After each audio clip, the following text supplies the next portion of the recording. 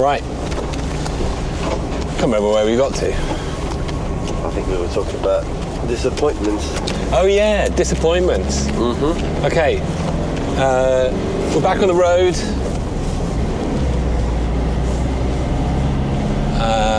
Pear's got his coffee. I've wiped the screen. Hopefully the iPhone up there will not fall off. We're free to dig into disappointments. Growing up, getting old, being a disappointed optimist. The disappointed optimist. The disappointed optimist. Yeah, but it's a funny one. Well, I think it's easier to. Hey, look, reindeer. Oh, Lots. oh yeah, heard of reindeer. Yeah, I actually ran into. Well, I didn't run into one. I encountered one on the road Oh yeah. yesterday. We got some good footage while I was talking to camera, so it was nice. There's quite a lot of them. There's a lot of them. Yeah, it is. Also where we're going. It's like. Yeah. No, I think, but maybe, I don't know, life is always full of, I think disappointments should be called adjustments, basically. Yeah. Exactly. They're like, okay, that didn't work out, something else works out. Yeah. And I think this stupid optimism and the kind of future optimism that we had with us. Yeah. It's easier to kind of handle these adjustments when you're still silly enough to think that something fantastic is going to happen around the next corner. Yeah. And I don't know. Yeah, I don't know. And so, like, sometimes I've noticed with some people that like crazy futuristic optimism is kind of a recipe for getting jaded as soon as it doesn't turn out. Oh yeah. The way, you know, as soon as you've had a few instances of the future not being what you thought it was going to be, they just fall into being really bitter and jaded. Yeah, but imagining the future will always trump the future, because imagination is always going to be more. That's what we live from, I think. I have sometimes, through what I do, difficulties with reality, in a way. Yeah. With seeing reality, and not through the lens of my imagination. And I think that could be a good thing sometimes, and it can be a bad thing. Yeah.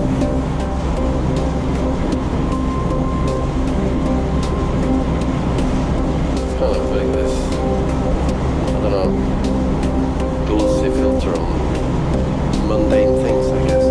I don't think, like, advances in technology and stuff, they never turned out as cool as they dreamed up. No, well, I mean, they sort of do in the beginning. Like the early internet. I think the early internet was actually what the early internet thought the future internet was going to be. And the future internet just ended up being, you know, this kind of like dopamine casino. I totally agree on that. Because the early internet was something that really I was deeply falling into, and it felt different, other, new and everything. But also, like, is this just like old guy nostalgia though? I hope so. I hope that people who are young today get as, you know, wiped out by the possibilities, and that they thrive in their time. Yeah. But then again, I see. I have kids, and I know people from all ages, and it doesn't seem like that to me. It seems like there is this kind of uncertainty that a lot of people are struggling with. Yeah. Whereas I've always tried to view uncertainty as possibilities. you're certain of something, it gets boring very quickly. But if it's like, if you don't really know where it's going, everything can happen. Yeah. But do you think that's a generational thing, or do you think that's just like a kind of character trait? I think it's a generational thing. You think? I think so because all the changes in my teams, everybody wanted to like get out of a boring place and create something new. Yeah. And I think getting out of an overstimulated world. Yeah. It's like you can't even dream of escaping it because you're overstimulated. Yeah. Whereas boredom is great because it makes you creative, makes you want to make things, to change things. But then being overwhelmed is just like you don't want to do anything. You just want to escape. Yeah. But then isn't like overwhelm kind of a part of the whole boredom, like the mechanics of boredom? It's gonna, in a way, boredom is just being overwhelmed with what you've got to. No, it's not though. It's not, is it? It's being underwhelmed. A bit, yeah. It's kind of being underwhelmed. But it's like looking for any stimulant, anything that can trigger your whatever endorphins or put you in drive mode. Like I want to do something. I want to. Yeah. But I guess there must be. Well, yeah. I don't know. It feels like there's part of it that is just you get really used to the environment that you grew up in, you know, that you basically, up until you sort of become, you hit that age like 14 or 15, when your like cultural antennas like switch on big time. And that's the age where you're just like so open to new things. And is it like, yeah, I don't know. Are there kids like if you're 14 and 15 and watching this, maybe you're watching this. More power to you for watching two old guys chatting. Yeah, you've got to be quite bored. You've got to be quite bored. Watching this. If you're 14 and 15 watching you this, should go and create something. Get out there, build something new. But it must be possible to be like bored of TikTok. It must be. I don't know. You know, just seeing, because you get, like everybody, like I find it really hard to kind of, like, you know, I love YouTube, and I have a lot of love for the platform, and a lot of love for all of the people who are creating content on YouTube and telling all these amazing stories.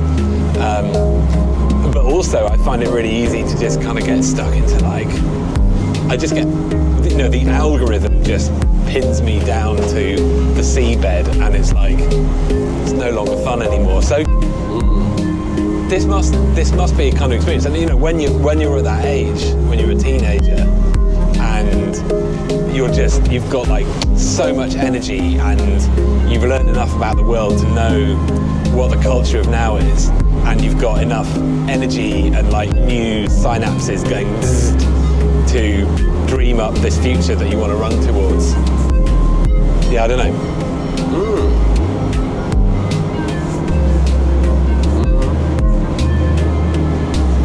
Well, I think one thing that I can't relate easily to is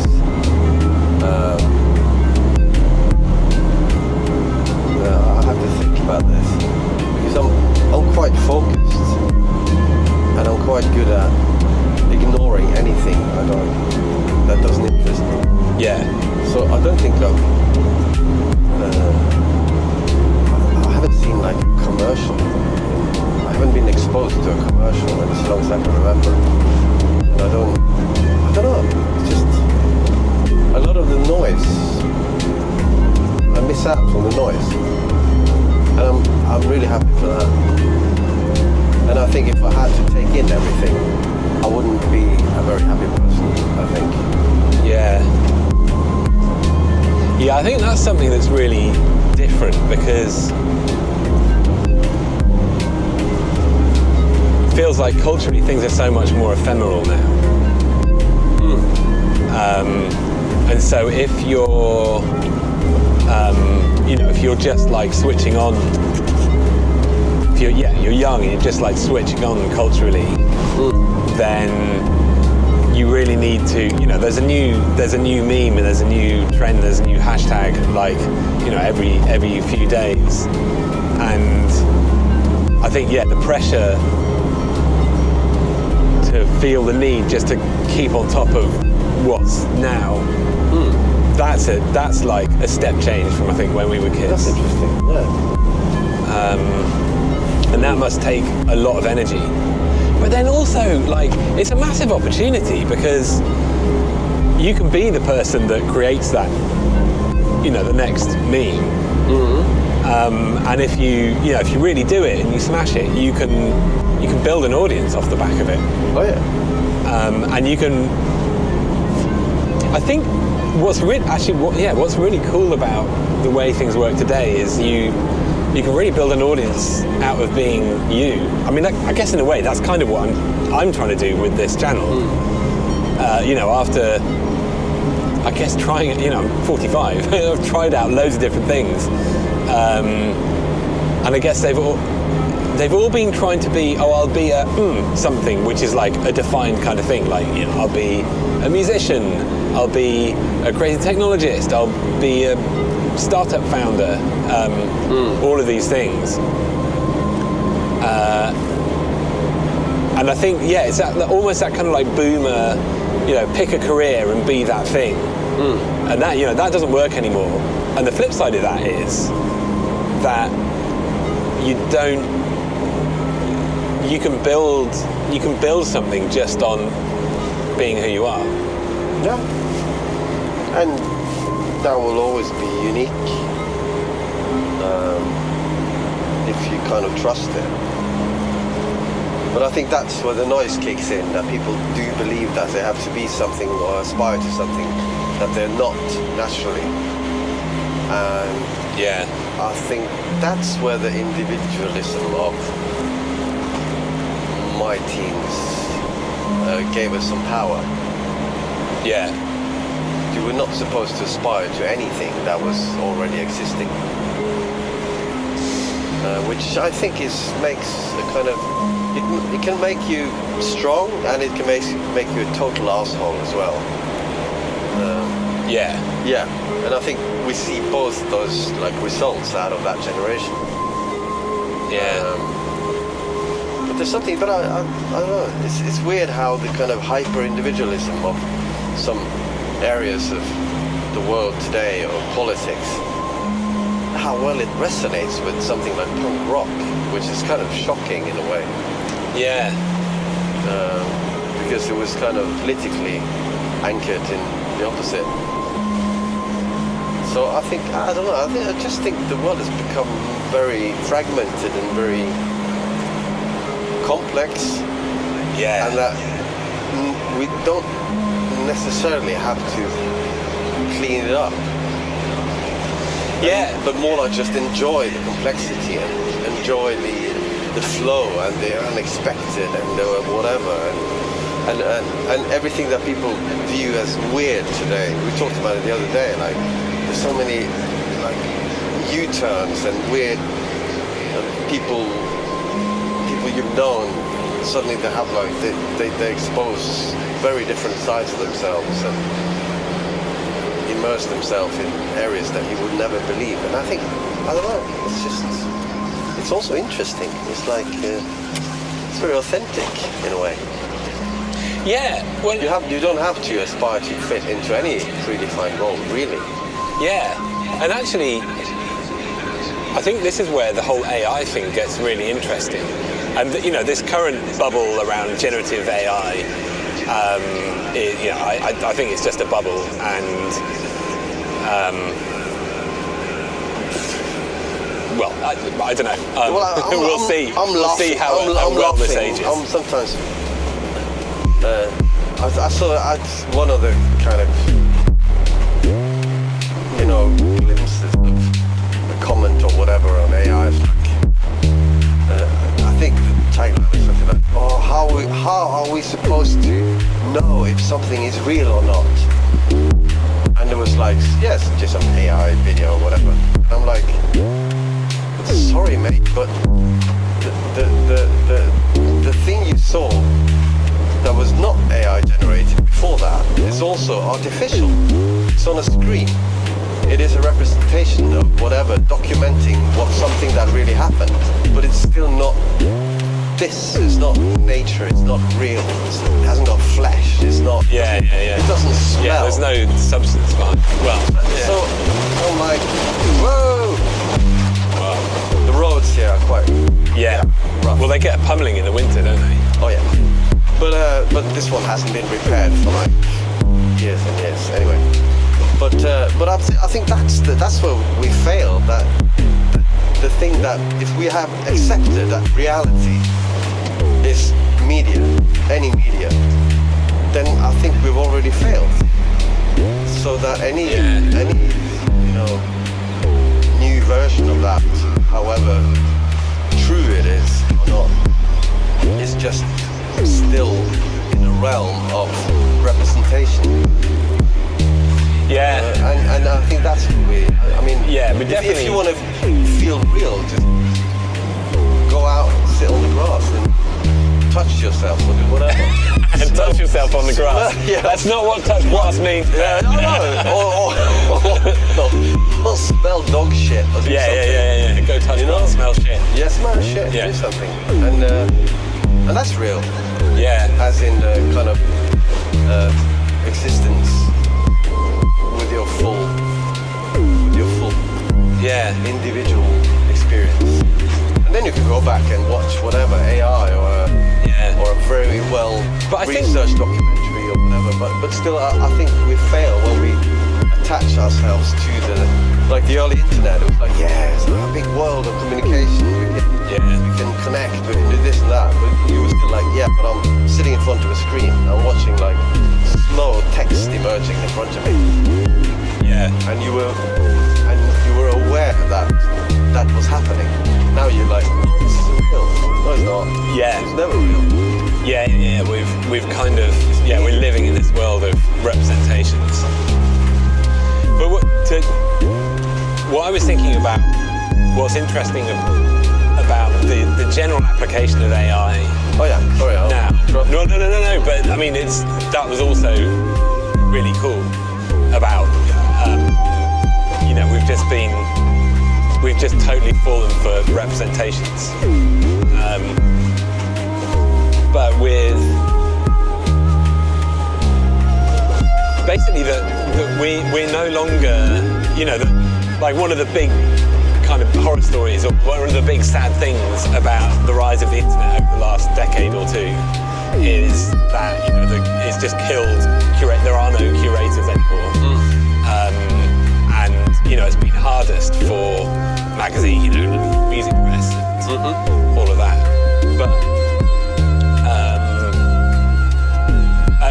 because the world is now intermediated by these algorithms that just train on huge amounts of data around behaviour, and that whole thing, computers work out what we like now, rather than people. And I think that that's been a really difficult thing for our generation, because we used to, I used to look up to John Peel, R.I.P. Absolute legend. And like when he picked my music to play on his shows, it was just the biggest sense of validation. And you don't. Well, I mean, I guess you do. A sense of being validated by an algorithm is when you do something that goes viral. But I'm losing my thread here, because there was something that felt really clear to me,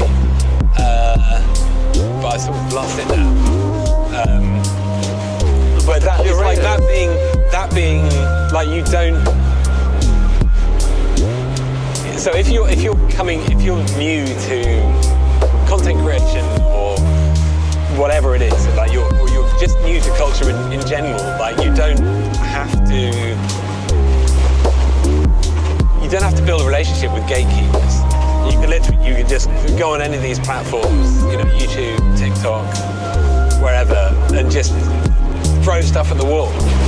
And eventually, you know, you hope something will work. And each time you throw something at the wall, you know, the data, the metrics give you the feedback, rather than what we had to do, which is kind of read sort of really complex and intelligible social cues about, you know, why did that DJ I sent my track to not reply or not listen to it or not play it or not sign it.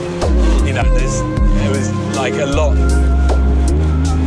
there was a lot less room for experimentation, I guess. And that's what, you know, these kind of big data sets enable people. You just like chuck stuff out. But then it also ends up just prioritizing clickbait.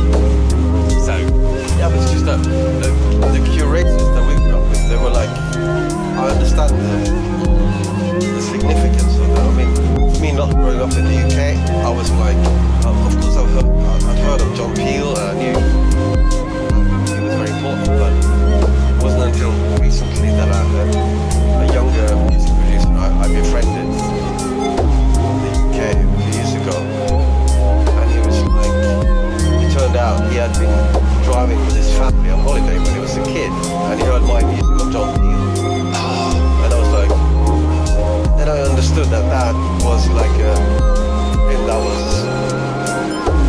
very, very important as a gateway to things, and I didn't understand that really, because we had to dig out all our stuff up here. We had to kind of read everything about music. We had to order fanzines and printed, you know, weird lists of whatever to get it. We had to hunt it down.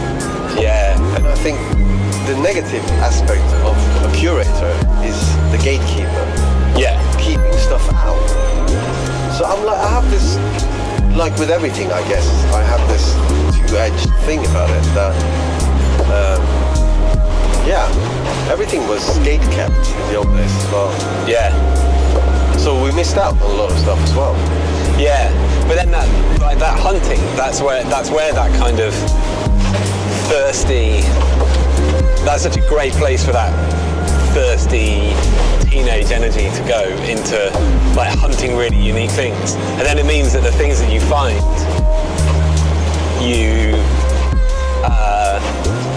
you know, they're quite sacred.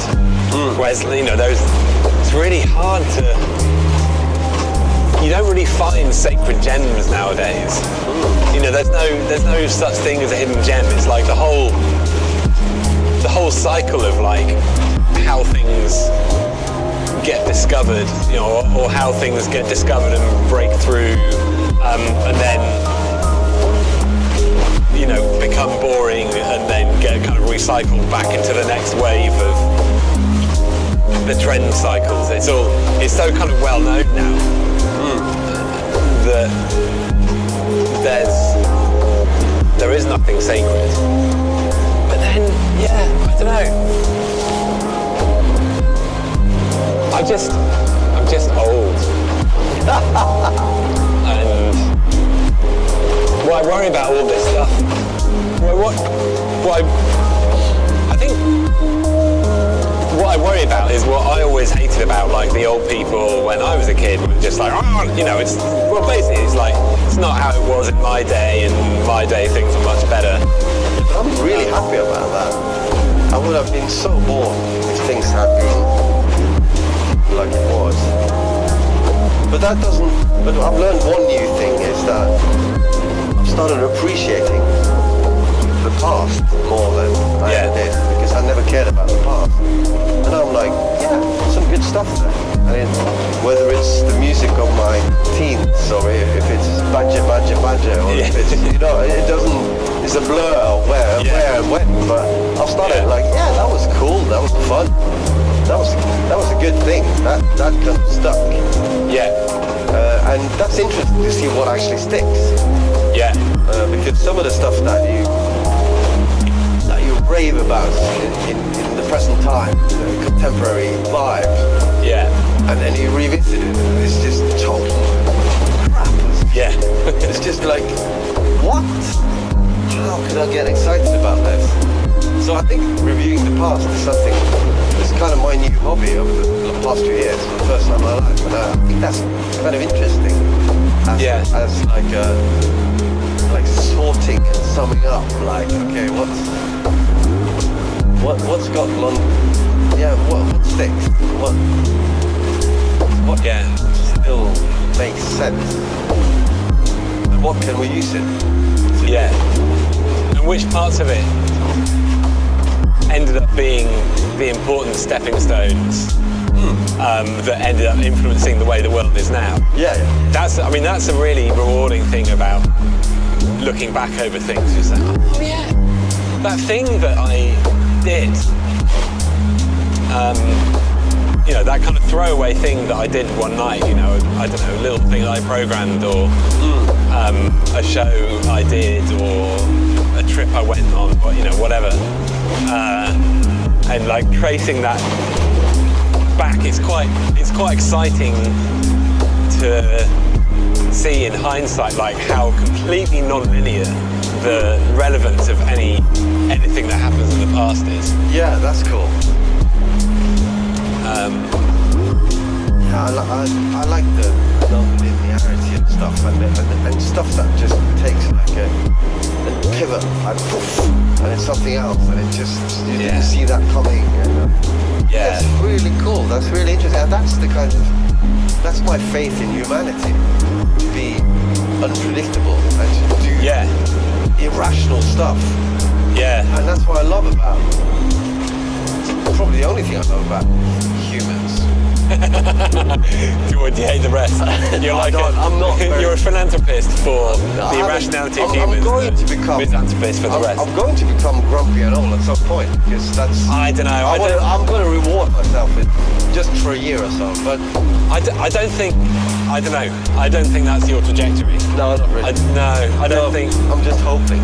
You're not doing the like a fitting. To become grumpy and old, you have to really hold on to things rigidly, and I just don't think that's the kind of guy you are. But I think this like celebrating the randomness of humanity. I think that we should do that a lot more. We should have like random day once a year, where it's just celebrate the chaos. I'm fully on board with that, because it's all we do is moan about chaos.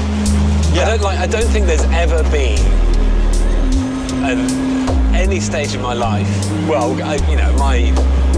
I guess adult-ish life, when I was plugged into news and current affairs to some extent. There's never been an era where the headlines were like, everything is normal now and there's no chaos. It's always been everything is chaos and the world's going to shit and everything's insecure and uncertain. And there've been times where it's kind of undulated a bit, but I think we just get so obsessed with this idea that right now, humanity is in the most danger that it's ever been. And it's always been like that. I think one of the things we need to do is celebrate the chaos, celebrate the carnage. Yeah, and also see how, the kind of lifespan of good cultural changes. It's that's interesting what you said about nostalgia for, like you said, for Acid House in the early days. Yeah. It's I think the lifespan of everything is first, everything is uncertain, it's total chaos, nobody understands a thing of what's happening, but it's exciting. Then you start getting people trying to understand it and dissect it and like make like a tale and a story. And yeah, it happened like this, and then this means this, and then you get the tale, which is a representation of what happened. Yeah. Somebody's analytical side of the chaos that took place. And then somebody comes after and they experience this documentation as, oh yeah, that's fantastic. But if you were there and you saw what really happened, you were like, nobody knows what's going on, it's just total chaos. I think that happens all the time, and that's also what makes culture eventually boring, because when you kind of, okay, we all agree on the rules here, it should be like this, and it happened like that, and then it's locked, then it's just, okay, boring, show me the next thing. So it's like, well, because the story gets more and more kind of vignetted and polished and cherry-picked, until it just, it loses, all the chaos gets taken away. And it's got nothing to do with what actually happened, and the feeling of, if you missed out on anything, of any cultural event that happened before you grew up to experience it. What you missed out on was actually the chaos and the new and the energy of it. Not the traces of it. And I think that's again, that's representation, and that's not the reality of it. So everything that's fantastic has not happened yet, I guess. Yeah, no, that's true. That's a really kind of amazing future maximalist take. That actually, I mean, a bunch of fantastic stuff has happened, but it's no longer fantastic. Exactly. Because it's happened. Yeah, exactly. So actually... And you can't make it re-happen. And you can't make it because re-happen. Now you know what has been dissected, and you know the rules, and you have a rule book to follow to try and recreate something, and then it's not the same. Tell you what is fantastic. The view. The view. It's nice. Grøtfjord. Yeah, this is our go-to. We go here when we can. There's still a little bit of light. Just enough light to make out those epic hills. Fjella.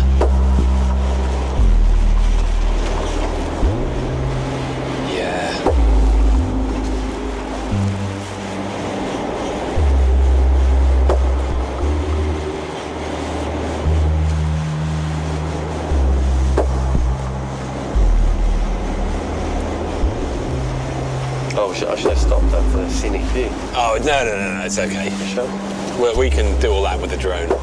Or we'll fix it all in post. With AI. We'll fix it all with AI. We'll fix the future with AI. So it means you don't have to put any effort into creativity. Everybody's going to be creative.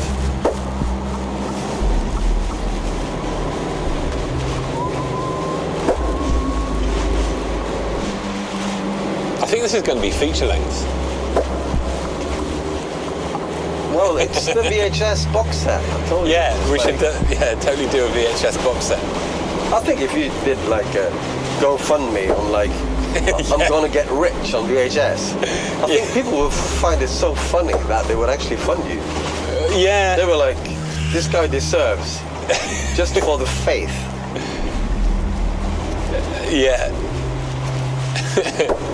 Maybe. Oh, the cassettes had a cassettes. Boom years ago. The cassette boom. Yeah, I missed the tracking control on VHS. I missed that. Oh yeah, and you could just make all sorts of weirdness happen. That sounds old. I missed the tracking control on VHS. That's a kind of like,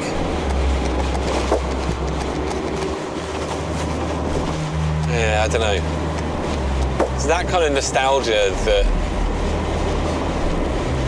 I don't know, there's something, I mean, I totally agree, like, I love all that. But you've got stuff. your VHS tracking, bad tracking filter on your phone anyway now, so. Well, yeah, yeah. Recreate it anyway. Yeah, it's that kind of like easily productized nostalgia.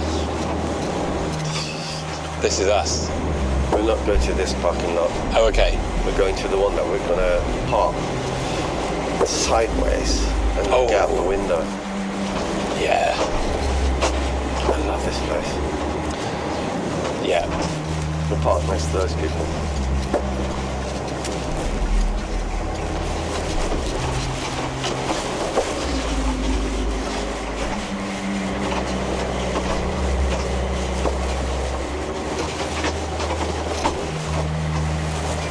Do you want to park sideways? Yeah. Let's park sideways. Let's park sideways. Like crabs. Just park here. Some a ramble. Like this. We could sit and have a glass of wine and watch the view. Hot damn, think? yes. Amazing. We made the right choice. We made the right choice. On the reindeer here? I'm gonna I'll just get a bit of that. I have these like plastic blocks that I could put under the right sides to make it more. Oh, okay. Yeah.